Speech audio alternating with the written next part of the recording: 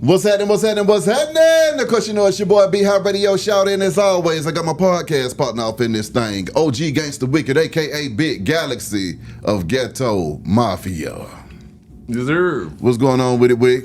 Oh, man, I'm chilling. What's going on? So, you know, right now we got the L.A. riots taking place in L.A., and they're starting to kind of spread across the country a little bit as we speak. Mm-hmm. But what's going on is immigrants and their allies are protesting against what they perceive as harsh and discriminatory immigration enforcement actions, particularly those carried out by the Immigration and Customs Enforcement, that's ICE, that we keep on hearing about. These protests are largely a response to increased raids and deportations, often targeting undocumented immigrants, and these are key reasons for the protest. They're saying that increased immigration enforcement protests are reaction to stepped up enforcement efforts, including raids and deportations, which have intensified under the current administration.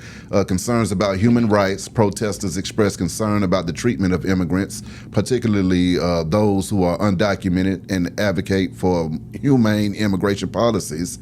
And then you got opposition to specific policies. Many protests target specific policies like family separation and the use of ICE to enforce immigration laws.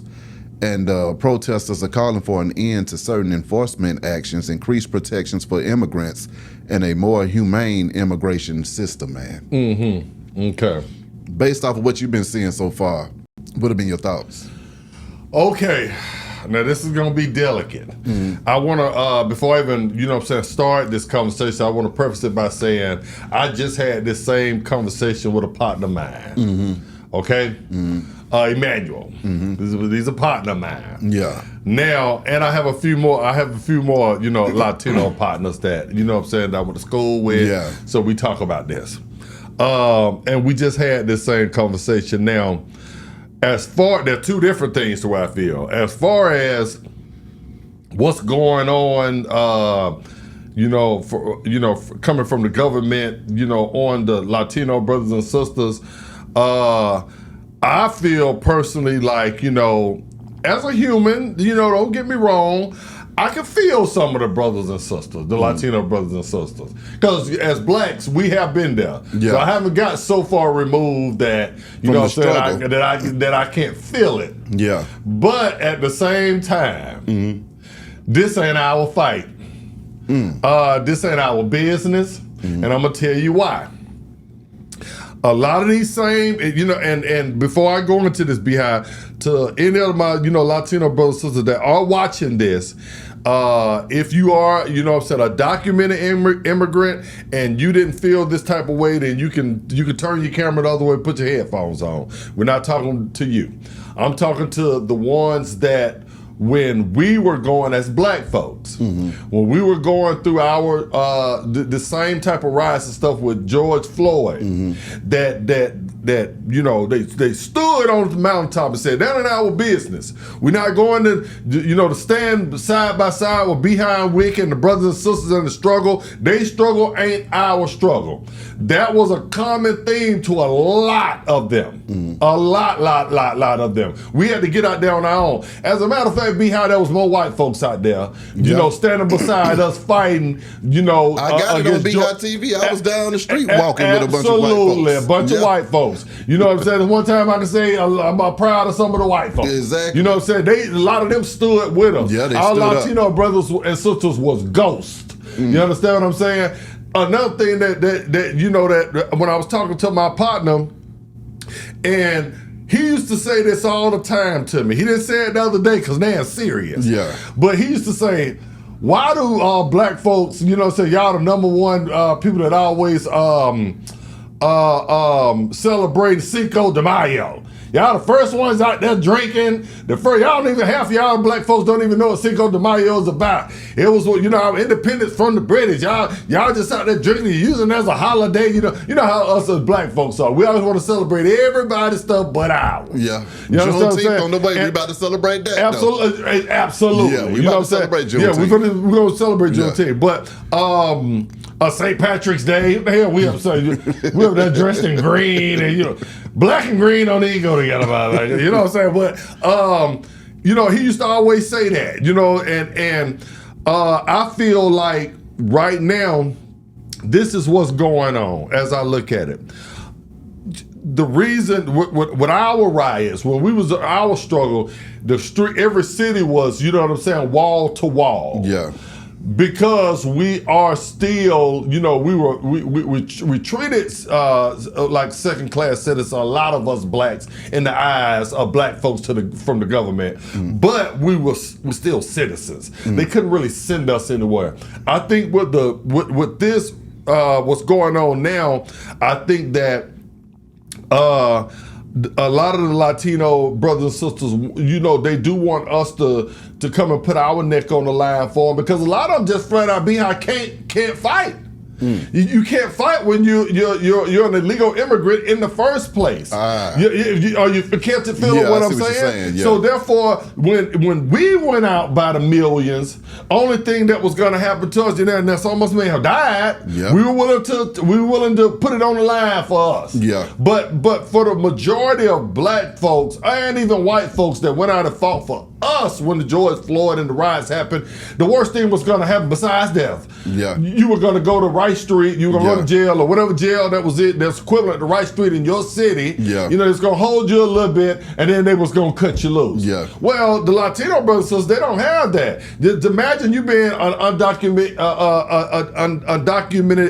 immigrant and you tell your family, hey, I'm going to go down here and stand up for my people, but you may not come home, because after you get locked up by APD, then you're not getting out and going back to your family, sending your ass straight to Venezuela, Mexico, or this or that. So therefore, a lot of them in the catch-22, and they want you and me and the white folks and other people that do kind of feel where they're coming from. Yeah. So some of us feel where they're coming from, but they want us to, you know what I'm saying, take one for the team and go out here and help fight that war, because a lot of them just flat out can't. Yeah. Because they are undocumented immigrants, if that makes sense to you. Well, no, I see where you're going. You understand what I'm saying? Yeah. So I'm with you know, a lot of my brothers and sisters. You know, sometimes Beehive is called tough love. It's what we have to do with our own kids. You know what I'm saying? With our own people sometimes. And just because, and I do, you know, when I'm looking on the TV and I see, you know, them fight, I feel it. Yeah. I'm human. I'm human. Yeah. But you know what? What goes around comes around, and there were times when we needed our Latino brothers and sisters come stand shoulder to shoulder with us, and a lot of them, not all of them. I ain't talking to y'all that were down. I'm saying a lot of them said that is not my problem. So therefore, that's the same energy that the black community you know, most of the black community is, you know what I'm saying, is giving back to this whole situation right there. You know what? It ain't our problem. I hear where you're coming from, Wick, and I totally understand it. I mean, I do agree that it's not definitely on our front doorstep. However, my only issue is I'm seeing where the kids are being separated from their parents, and they got them in courtrooms by themselves trying to explain to them what the hell is going on. And it's like, you can't do that to the children. It's similar to slavery right now, where they would split up the mamas and the daddies and, you know, send them all over the place and all over the world. They come in here together, you know, trying to make it, and then next thing you know, the system get a hold of them, and the son over there, the daughter over there, and the parents are nowhere to be found as well. And anybody experiencing that, that's inhumane. You see what I'm saying? So it's like, you know, we can't have that going on to where, you know, even though you might be deporting people, the ways that you're going about it, you got to have that whole family. You got to keep the family together and send them back together if you're going to do that. Don't just split up the family and have people not knowing where the hell their kids are, who can't barely even, you know anything, who might not know their parents' names, numbers, and everything. They are splitting up everybody. So I think that's an issue, you know, and then...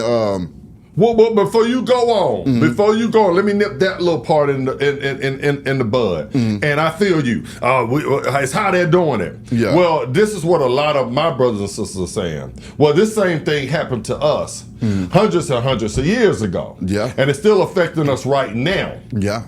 And instead, when Trump was running for re-election, and a lot of this stuff was in Project 2025, a lot of the Latino brothers and sisters, they didn't feel that part from us. That our families got separated. That our families, you know what I'm saying, that we were being tracked down and sold and shipped, and none of that mattered to them. Our history did not matter. See, so now they want their history that matters. See, that's what I'm saying. What goes around comes around, and I get what you're saying. I get what as a human, you know what I'm saying. It's hard to turn away from an accident. It's hard to turn away from an accident because that's what it is. But sometimes you got to mind your business and keep driving. But under no circumstances, regardless of what the hell's going on, do kids need to be separated from their parents. I'm not just because that, we went through that back in the day don't mean what's good for the goose is good for the gander. That's what happened back then in a different time period. But a lot of them, see that happening again in this time period, you have to go straight to the source and say, no, we're not going to have that because that kind of behavior is not acceptable in 2025. They overwhelmingly voted for this right now. That's what the black people's trying to tell you. It's not like, okay, when not saying that Kamala was the best one, but when it was time for us to join blacks, Latinos, you see what I'm saying, and make our voice heard with this election. The majority of the Latinos overwhelmingly voted for Donald Trump for this. They didn't stand with us then. They went on the other side. They felt like what it was. They felt like 50 Cent song say, you felt like you were special. You felt like that. You have seen the history of this country. What this country do, they're going through the same history that we went through. Let me break it down to you. They brought us over here and we built most of America. Separated our families, preyed on our young men, put them in jail, locked them up, destroyed families, welfare, gave our women welfare, all this same stuff. This is what this country did to us. When we started wising up and getting education, and we said, you know, we're not working for $1.25 no more. We feel like we're better than that now. They said, you know what, niggas? They kicked us to the curb and threw most of us in jail and separated family. Then when they got the Mexicans. So if that wasn't a blueprint for Latinos and stuff to say, if they did niggas like that, what makes you think they're not gonna separate us from our families? What makes us think that they're not gonna have our kids in the courtroom? Our kids was being harmed. But what makes them think that they're not gonna take our kids and separate like everything that you're saying they're doing? That's right. That we showed you the blueprint of what's gonna happen to you in this country. And it's playing out exactly what happened with us. They bring you over, they work you. The Mexicans for the last 20, 30 years been building America. Building America. Now that they tired of you. See, they can't sit us home because it was so long. It was so long. But now they tired of you. And what they just start doing, they wash their hands of you. Well, see, the thing is, Wick, you just made my point. If that was traumatic to us, and we went through all of this hell, why do you want to sit back and watch somebody else go through the same hell that you done already been through? Even though, you might have voted for it. This might be what it is. But at the end of the day, if it's cyclical, it's going, the pendulum done swung this way. Correct. And it might be heading back this way. Well, but the reason why I don't want to see that because that whole thing, that whole thought process, that whole way of being has to be left in the past. We don't need no remnants of anything that reminds us of Jim Crow, slavery. That ain't got no space in 2025. It's too late for that. So They've already done that to them. But that's the whole point. Now, that's what the fight is over. So the question is, a lot of things is going to spur from this. It's a young Johnny Cochran in that Latino community right now that's saying, okay, I see right now I got to go get my ass an education because I need to be able to litigate this situation with all of these, with my family and my friends moving forward. There's some young folks right now that's realizing that, oh man, now I see where the real power's at. The real power is in the law and in the government. So now we're going to move towards getting into the government and learning different things to be able to fight this. But in the meantime, which is right now when they don't have their resources together to be able to fight these things. They do. So need now we need to come, Captain Save. We need to come and save a race of people that turned their back, that wouldn't even, not even 4 or 5 years ago, stand with us when police was killing niggas every single day. What Sandra Bland, does the list need to go? Do I need to start naming the list? Well, see, this is the thing. Exactly. And there was some people that came and stood with us. The main thing right now is, for me, it's not to stop the deportations. Okay. The issue is to make sure that everybody's being treated fair and humanely while they out here doing the deportations. And when you take a little toddler from his mama and separate them and put them on different, buses to go to where they need to go, and there's no protection and no real care for that child, that's inhumane right there. That's traumatic for those kids. That's traumatic for those parents. That's traumatic for those families. So just from a humanistic standpoint, we got to make sure that people are being treated fairly, because we don't want the humanity that America's supposed to be built upon to go away. Okay, You see what I'm saying? I get what you're saying.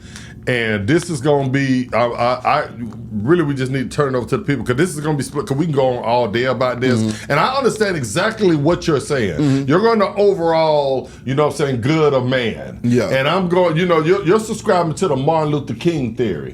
I'm subscribing to the Malcolm X theory. You hit me in my eye, I'm hitting you back in your eye. You turn a blind eye to me, I'm turning a blind eye to you. You're going on, you know what I'm saying? You slapped me, you spit on me, you did me wrong, and you wasn't there for me, but I'm gonna be there for you. Well, no, it ain't even about that, because it's not even about being there for them. It's being there for myself. How's that? I break that down. I mean, how? If children and parents can be separated legally just because of, the government wanted to enforce certain actions, today is ICE and them. Tomorrow is your black ass. No, but we don't know. But they're not. They're only going after the illegal immigrants. Behind. I think you think that. I'm not saying that they're just going after people that are. My partner is legal immigrant. He said that. He's chilling. Yeah, but just because they're an illegal immigrant don't mean that they don't need to be treated fairly. That's the whole point. Okay. You still have to treat them like damn humans. You can't treat them like cattle. Okay, you don't care if you done switch the mama cow from the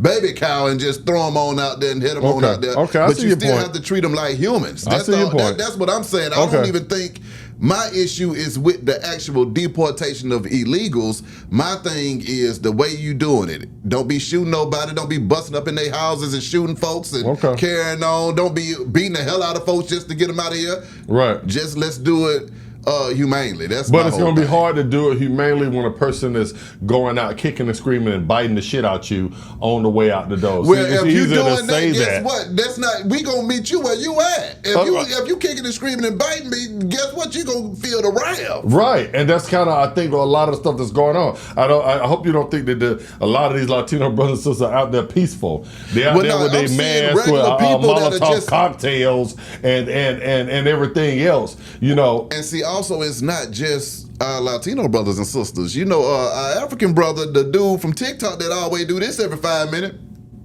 he had to turn himself in. Yeah, that's true. That's true. You got people getting picked up on college campuses being scared like shit because ICE is popping out of nowhere on their ass and banging them up. Right. Now, if they make a wrong move, they're gonna get shot. Well, if we're not, send that letter first. Right. Say, just keep it easy. I think this is just a time right now behind. I feel everything you're saying, and I know I get it. Nobody gets it more than me. But I think we're at a time now that a lot of us, I'm just speaking for a lot of blacks, how I feel does not matter. Let me say that right now. How I feel does not matter. Yeah. I'm documented. I'm living pretty good. Yeah. You know what I'm saying? I'm all right. Yeah. But there's a lot of black folks that just flat out feel like, you know what? This ain't our fight. We've been fighting out. We probably got more fights coming. Yeah. And I think at this time right now, we're gonna mind our business and get prepared for our next fight. And when we talk about the fights too as well, it's not necessarily needing us to go out and protest. We might just need those of us that are in government to raise a voice and try to pass a bill or pass legislation to help those people. You see what I'm saying? Yeah. We ain't got to go out here and, pump our fists and get beat down, but black folks that do work in the Senate and in the Congress and in the president's cabinet, they need to be coming together and saying, hey man, let's try to figure out a better way to do this. Latino leaders, for the most part, didn't do that when it was our turn. And I'm talking about even from their other countries, wasn't speaking out how the treatment of black people. You understand what I'm saying? So when they was out there killing us and spraying us and doing everything to us, there was not the president from Mexico or the Puerto Rican government. You're doing blacks wrong. You know what I'm saying? We stand with our brothers and sisters over in America. Or, you know what I'm saying? They kept silent. That's the point. That's what a lot of brothers and sisters are feeling right now over here. You know what? We're going to shut our mouth and we're going to be as silent as y'all were when we were on our own on the island when it was our turn. I get what you're saying, though, Beehive. But I don't believe all of them were silent. I just don't believe all of their voices got heard. Well, maybe that's true. What I'm saying? Maybe that's true. I'm not going to put a blanket over everybody and say nobody. I didn't say everybody. I didn't say everybody. Yeah, but you still got to, acknowledge the people that did put their necks on the line. Well, because imagine if you went for your job. We didn't see a lot of them. See that? So we didn't hear a lot of them. So leave it to the people behind. We gonna go back hours We'll be about here this. for a whole hour going at it. Y'all hit the comments. Let us know how you feel about this whole ICE and immigration situation. How should it be handled by us Americans, by the government? How can it be handled better? And do you think, it's our business? Our business? Do we need to mind our own business? And how can we get some clarity in the situation? Hashtag mind your business. Y'all around a week. Hashtag mind your business. Y'all heard them? Beehive Radio shouted, Big Galaxy, we gone.